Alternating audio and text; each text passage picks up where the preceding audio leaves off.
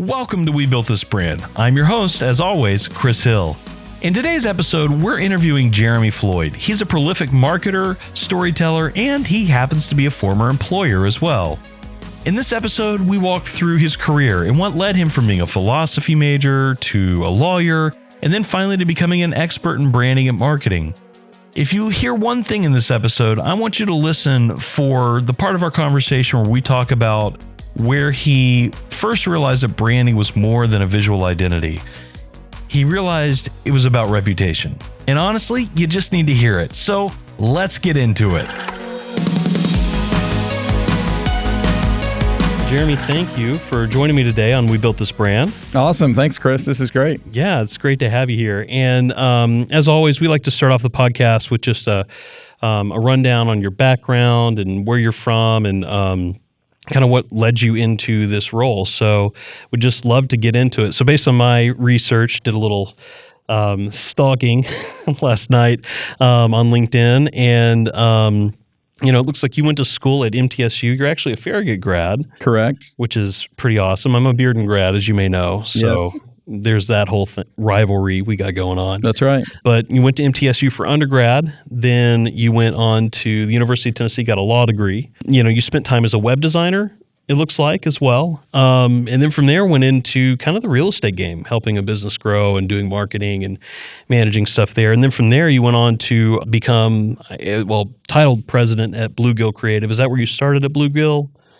I just started as one of our account executives and then moved into that role. But you were leading there by the time they sold, correct?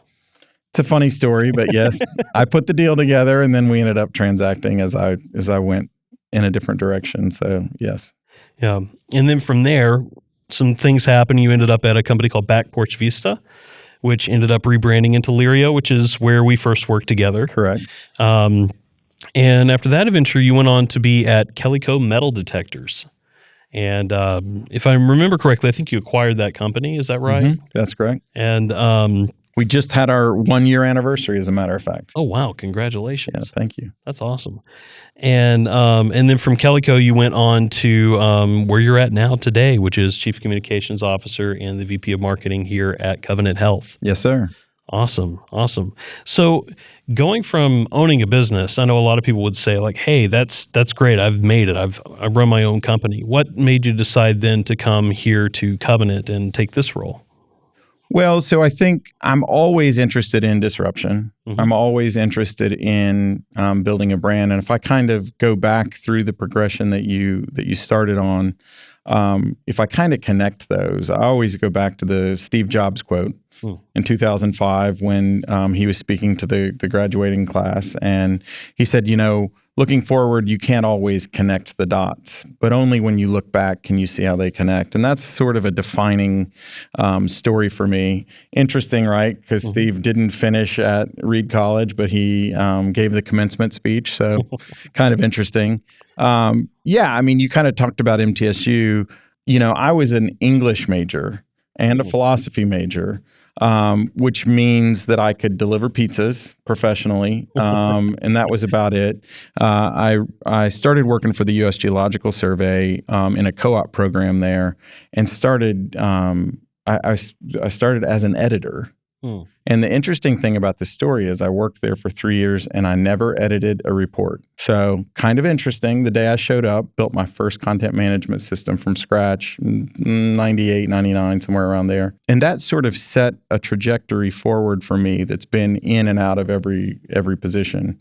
I've always had this entrepreneurial bent. And so like you talked about with real estate, the second thing I would connect was technology and then into branding. And so I went into real estate as I was in law school. And I worked for one of the people that probably shaped my business trajectory more than anything else, a guy named Bob Talbot. The connectivity there was when I came in, I was working in the branding area and I was responsible for rebranding them and then launching a new website to draw residential real estate into East Tennessee. It was a responsibility that was pretty large. And I'll never forget the story, and this is an important piece for me, that when I went to study for the bar, I told Bob, who is also a former attorney, I said, hey, I'm going to go study for the bar. I'll be gone for a couple of weeks. And he looked at me. He called me my nickname, which was Yapper. I don't want anybody to know that. So good thing you're not putting it on a podcast or anything. It may be that I talk a little bit because I'm excitable by the things that I do. And so he said, Yapper, I don't care whether you pass the bar or not. He goes, you're going to be the best damn marketer in town. And it changed the trajectory for me. I didn't realize it at the time, but probably when you were talking about being at BPV, when I was a chief marketing officer, I looked back and thought, man, that really changed my trajectory.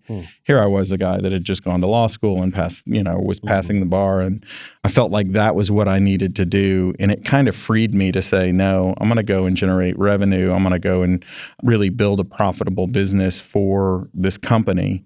I'm going to rebrand it. And Bob taught me a lot. Bob taught me that, I thought at the time that branding was about visual identity.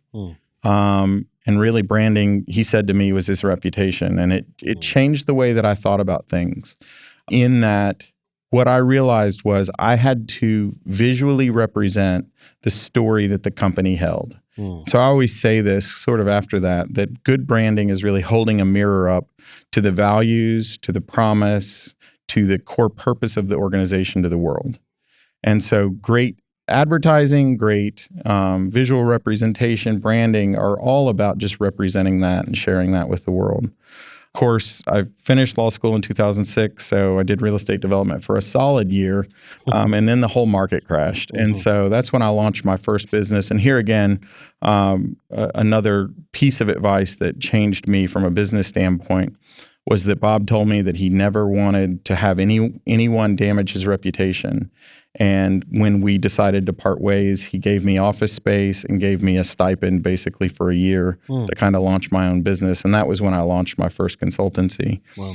And really launched as a virtual VP of marketing type thing. I wouldn't have been able to do that without Bob's assistance. And it really invigorated me and kind of led me down a path of being able to really come in at a senior level with organizations, to understand the nervous system of the organizations, and then really be able to brand them. And so as you kind of go through, I continued to, over the next 10 years, move into leadership roles where I was able to see how technology, marketing, communications, sales all fit together. Yeah. How do you generate revenue in a way that is profitable, but that is also resonates with an audience to make them loyal customers, clients. And so in multiple rebranding efforts, those became things that were hallmarks for me, and sort of learning on my own for about 6 or 7 years. Even now, and so you kind of led up to Covenant,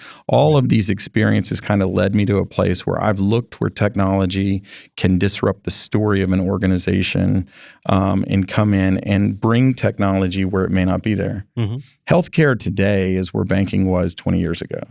We used to be tied to real estate. We used to be tied to branch locations. We would have to, any banking, really, we'd have to go through the drive-through, send one of the tubes up over, and with the check we're going to deposit it, whatnot.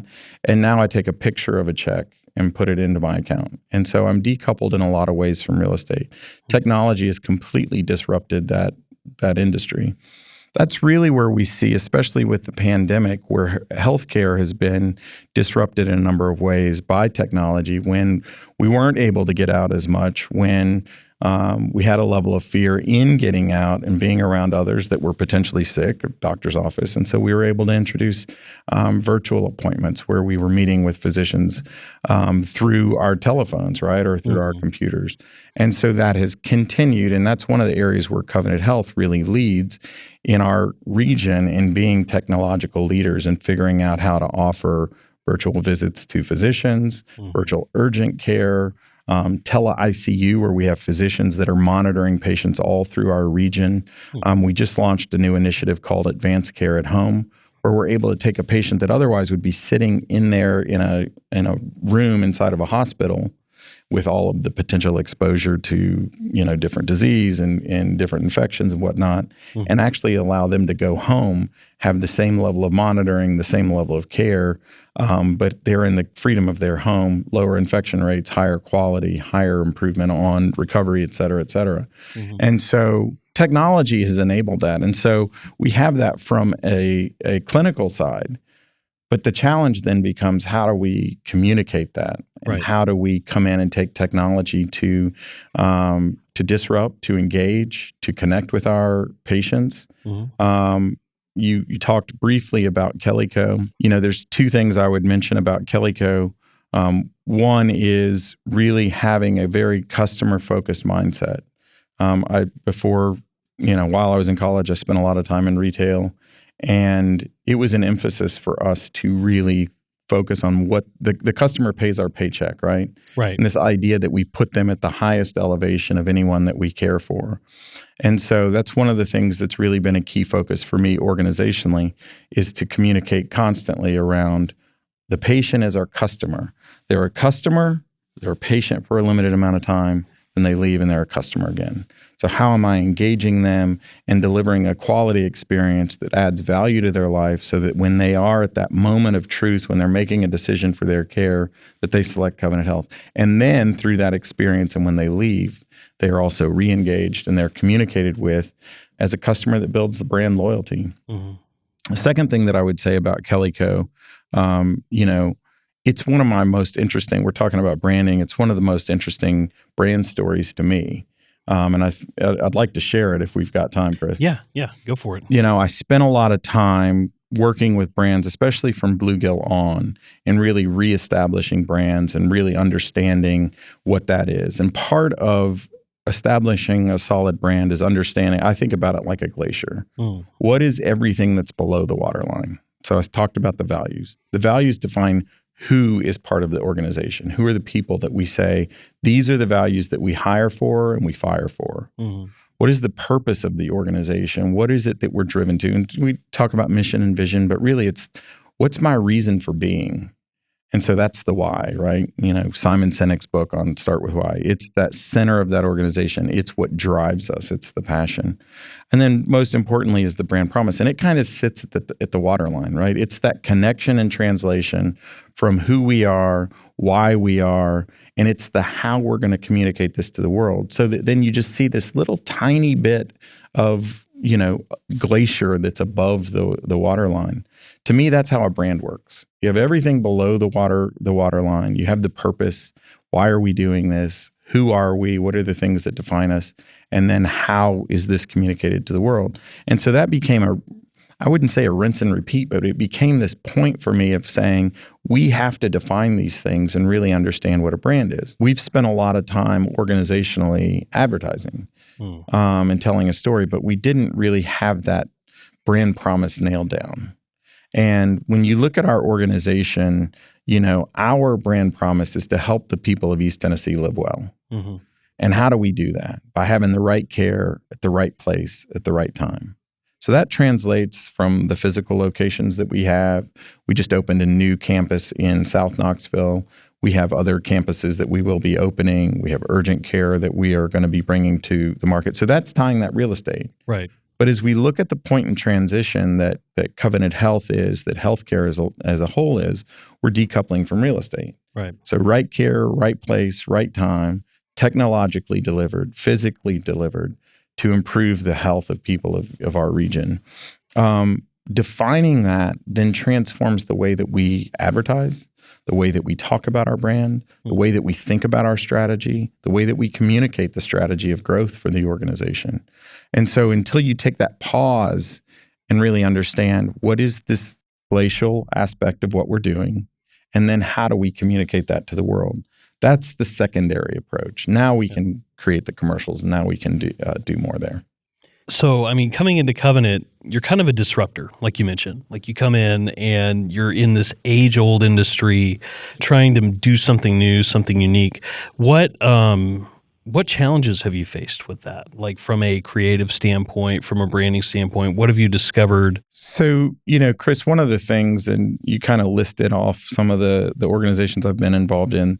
When I ran BPV, I think the most employees I've worked with is about 65. So I'd say the first thing has really been about an organization with 10,000 employees and being able to get things done. Region's largest employer.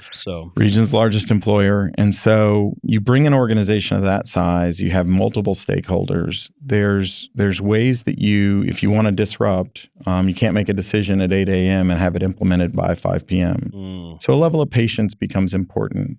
And so I kind of take the point about change. What does change require? Well, change starts with curiosity. So I would never be at Covenant Health if I wasn't curious about how we can improve healthcare. I have a story. My father, in about 2007, he went to a doctor's appointment, and he came in, very gregarious guy, came in. I wasn't there, but I'm sure he, as he often did, made friends with the people behind the counter, and I'm sure he was joking with them, very gregarious. I'm sure he walked around the waiting room, made friends, and then finally settled down and found out somebody's life story, right? That's just what he would do. And he waited and he waited and he waited, and it was about 2.5 hours later, and he finally just got up and walked down. Fast forward about 18 months, and he was diagnosed with a rare form of liver cancer. And within about 12 months after that, he passed away. And why do I tell this story? Because if he had stayed for that appointment, if he had that appointment on time, then he would still be alive, because the medical treatment that they could have provided would have saved his life. And so I back that up and go, why am I telling this story? Because technology and the engagement that we have with being able to book appointments on time, the transition of understanding what the customer's role in healthcare is and how to treat them appropriately, all of these things come to play to say there are multiple lives where they go into an appointment, they miss an appointment, and there's not that care at the right time. And that can impact their health going in the future. And so for me, there was a curiosity to go, surely there's a better way to deliver this. And so I'm not a clinician. I went to law school very intentionally. I like words, not body parts. And so there was this thing of going, but I can play a role in the care and the treatment by taking cumulatively all of these experiences in the past and saying it is more than communication. It's more than marketing. It's really about understanding what that experience is and how does innovation meet that. And so that curiosity to say, this is fascinating. We're at a time in history unlike any other time when healthcare is changing, where the finance of healthcare is changing, where the availability, the competition, Amazon's in the space now. And it requires a level of, it's taken that time to sit back and go, I don't just want to go out and make waves and changes, but I want to realign focus among the stakeholders that are involved to be able to communicate this brand going forward. And so it takes time, it takes influence, it takes well-reasoned thought, it takes, data. What's the return on investment going to be? And how do I get people that are going to be ambassadors for a vision of what we're going to do organizationally instead of just this consent to go forward with this, right? I'm looking for more than that. I'm looking for a buy-in to the dream. When you look at marketing departments and organizations, they're the vision holders. The legal department creates the entity. The marketing department breathes life into it. We understand what it is. We define that person side of things and that personality of the organization by telling that brand story. What are your initiatives right now with the company to help with that brand message change, and what are you doing in that regard, be it technology or be it other marketing efforts you're doing? So really there's 3 areas of focus for me that I want to see as a result of our brand. So the size and the breadth of serving 23 counties with currently 10 hospitals in total, with hundreds of physician offices that we have out there. You take all of this together and you say, this is a very large organization. So that's one improvement that I want to make so that people are aware of that. The second is that we are those technology leaders in our community and how we're delivering healthcare in a very unique way. And then, Chris, the third thing is I want people to know how much we invest back in this community. We invest over $50 million a year back into the community in forms of charitable care. And so at first you hear big and you go, well, big organizations don't care about me. But within an organization, a not-for-profit organization that is focused on delivering healthcare and being the first and best choice in healthcare, we are investing back into all of those 23 counties to be able to make sure that anybody is able to have that healthcare. And so I'm proud of that. And I'm really proud of that aspect. So, I mean, the size, tech leaders, being a charitable organization that's giving back into our community, those are three really important results of what we're able to do and what we're going to communicate. So, okay, results. So what are you actually doing to move that forward? Right. So we spent the last 6 months really digging in to understand what that brand promise is that I shared to help the people of East Tennessee live well by having the right care at the right place at the right time. Why is that important? That sounds pretty trite, right? It took me 6 months to come up with that. You know, you're Chris, you're a smart guy. You're probably like, I could do that in 30 minutes. But here's the thing. It's a comprehensive communication plan to be able to take something Jim Vandersteeg says to be a consumer-focused, clinically integrated healthcare delivery enterprise. Now, what does that mean to you, Chris? That's a bunch of words. That's a lot of words. I don't even know where all the commas go, and I'm a pretty good English guy, so there's some hyphens in there. Anyway. But the best way to say it is that it's about delivering the right care at the right place at the right time. Those are the same. Those are synonymous with each other, and being able to say that's what we are delivering.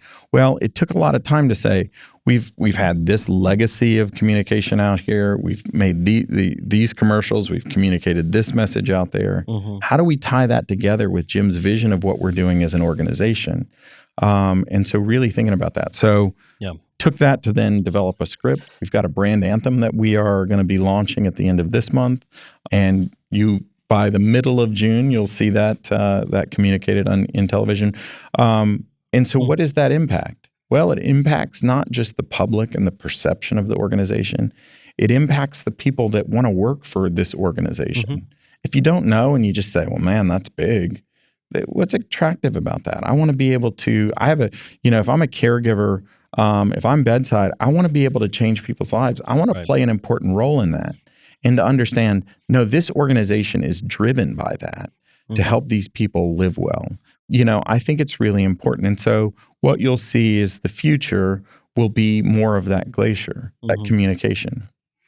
We want to be there for patients, for customers, for consumers, for people at their moment of need. That's the most important part.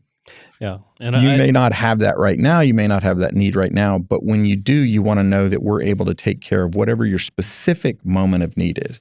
And so that's one of the more serialized type communications we'll be putting out later this year is talking about how are we delivering these different services at your moment of need. And so, I mean, we have tens, if not hundreds of services overall that we're delivering. How do we talk about those things? And how are you aware of it when you don't need it to be able to say, these technology leaders are bringing things to me that I never knew were available to me? And that's really cool. I mean, having gone through the past few years having kids, and I even had a surgery actually at the outpatient surgery right here on campus. So I've experienced the Covenant Health system. And, I think like the interesting thing is I hadn't really thought about hospitals a lot when I was younger because I'm young. I don't get hurt, I don't have kids. So I don't think about running to the hospital every day. But as you get older, like people are talking about, oh, well, this hospital's good. This hospital's bad for this and this reason. And a reason that comes up a lot is just what feels like disrespect. And I think a lot of that comes from the time you have to wait at the hospital, the challenges you face. So I think addressing those things and thinking about that, definitely makes for a better patient experience, and definitely impacts the brand as a whole, because healthcare organizations have a reputation, I think, as a result of those experiences. And I think you focusing on that makes a lot of sense. So that's really cool to hear. I think it's really important when you look back and go, well, how does communication play a role in that? How does communication play a role if your knee is dislocated and they tell you need an MRI? And you go, okay, I need an MRI. You walk out of there 2 weeks later, you get a phone call, you miss the phone call because you don't recognize the number, schedule the MRI and all of these things. Well, there's a lot of things going on in the background that would create those delays in that scheduling. So this is another area of innovation for me to come in and go, how does communication impact the experience within scheduling?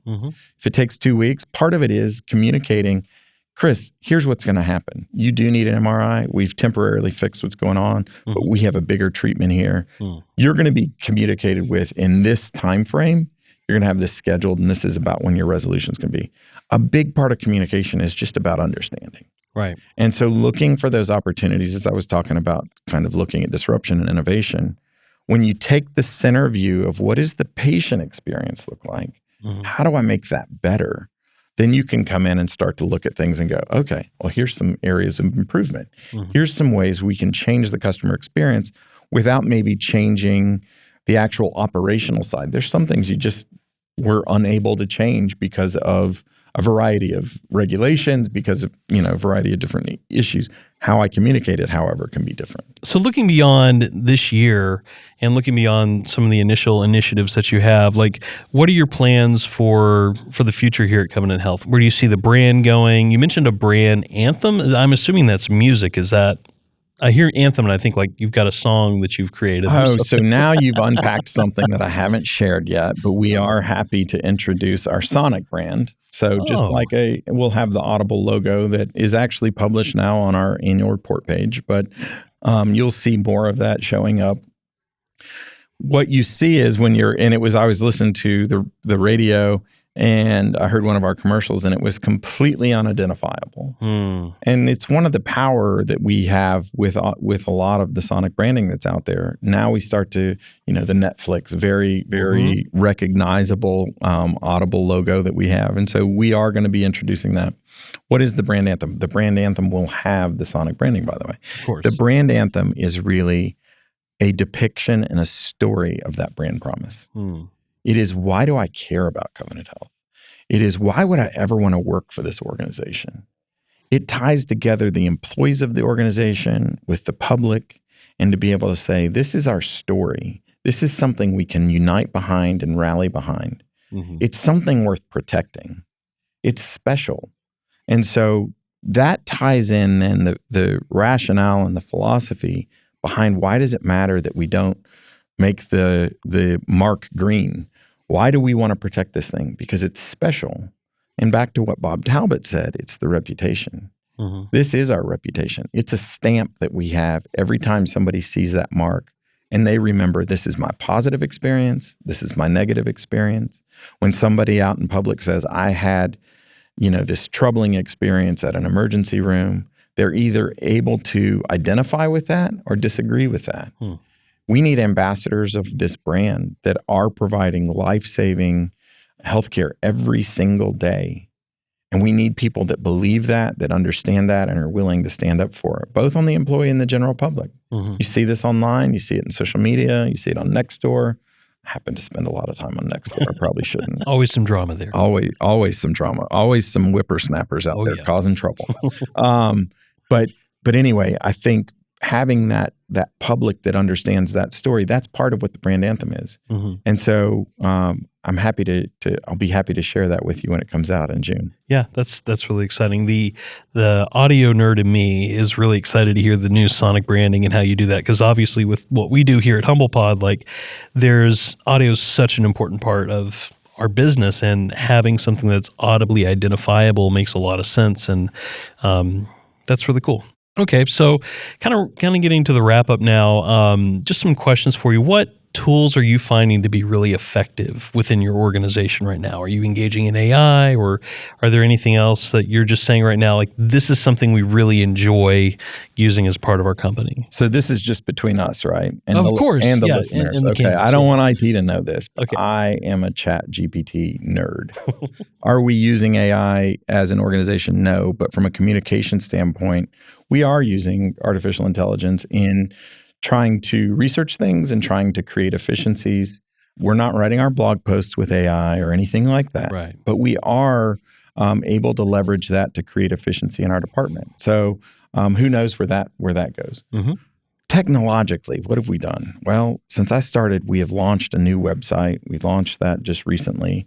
And what did we do there? We took something that was very disjointed. We had over 100 websites. Wow. We've consolidated that into one domain, covenanthealth.com. We finished phase 1, which was just moving all the hospitals in. Now we're moving all the practice groups in. By June, we will have all of that done. And so you'll have one domain for everything. We've centralized all of the logos on this. So now we all fall under the Covenant Health banner.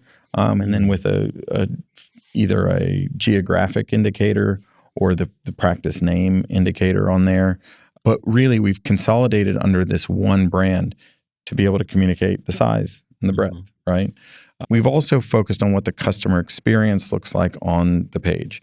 So they come in, are we giving them what they want? And how do we know what they want? By using the data analytics behind it to be able to say, this is how we know that they want it. It's taken them 3 clicks to get to the place that they need. And then coming in and supporting. So we don't have everything in place. I don't have that scheduling software where it needs to be that I talked about earlier, but it's a massive undertaking and effort that we have to transform behavior at every office level, to transform the type of technology that can deliver it. We're talking about integrating multiple systems, 8 different systems in order to be able to schedule one appointment. Yeah. But what does that mean? That falls on us. That falls on us to keep a patient from having to call when they want to be able to just go in, couple of clicks, schedule the appointment, get the reminder on a text message, things like that. And so it's using that technology to say, what does the meta experience look like from a patient encounter? Maybe it's not the actual encounter itself. That's table stakes. Right. If you can't deliver a premium healthcare experience, then you shouldn't be in the business, right? Right. That's what we do every day, day in, day out. How are we providing the experience around the experience? From that moment that I set the appointment to the moment that I get the bill and all the way through.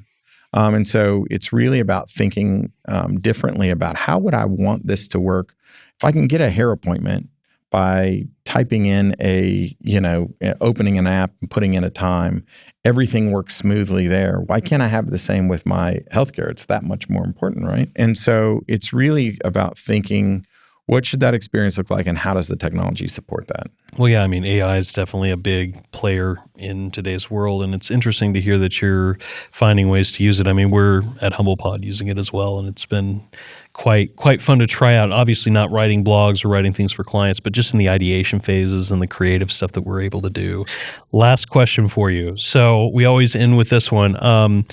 What brand are you really loving right now? Yeah, so I think that one of the most powerful brands allows people to spend a lot more money on things that they otherwise wouldn't. And there's a few examples of that out there, but Yeti is a really strong one. I encounter people all the time that have Yeti stickers on their car. They have Yeti hats. They have Yeti protectors on their iPads and on their phones. They have the mugs, obviously. But why is that? Why do I identify a brand that keeps things cold or in some cases things hot? I don't really understand that. I don't have an Igloo sticker on my car, but yet I identify with a cooler company, right? And I also identify with a company that charges a premium price. It's because somehow that represents a part of me. I identify with the story and I become an ambassador of it, right? I'm willing to wear that. I'm willing to put that on my hat. I'm willing to share that information. So when you look at brands that are able to really penetrate that consumer mind and to say, I am in your first line of thought when it comes to brand, regardless of whether it's a cooler or whatever, what is it about the brand that makes it work? Well, it's got a nice visual identity, obviously. But it also is something that I'm engaging in a conversation that represents some part of me. I'm a premium consumer. I'm not going to just buy something that can kind of do it. I'm going to buy something that is going to be able to keep my drink cool for a day or keep, I have a friend that goes out into long periods when he's out in the field. He takes a Yeti with him for 4 days. It keeps his food cold so that he can have food while he's camping. It's incredible for sure. But there's a lot of other things that can do that. There's something about this brand that's turns people into ambassadors. So for me, I think with Covenant Health, being able to do the same and turn people into advocates, provide a premium experience, provide an exceptional experience, or as Seth Godin would say, a remarkable experience. That remarkable experience is something that I'm willing to remark about, right? Something I'm willing to share that experience in a positive way.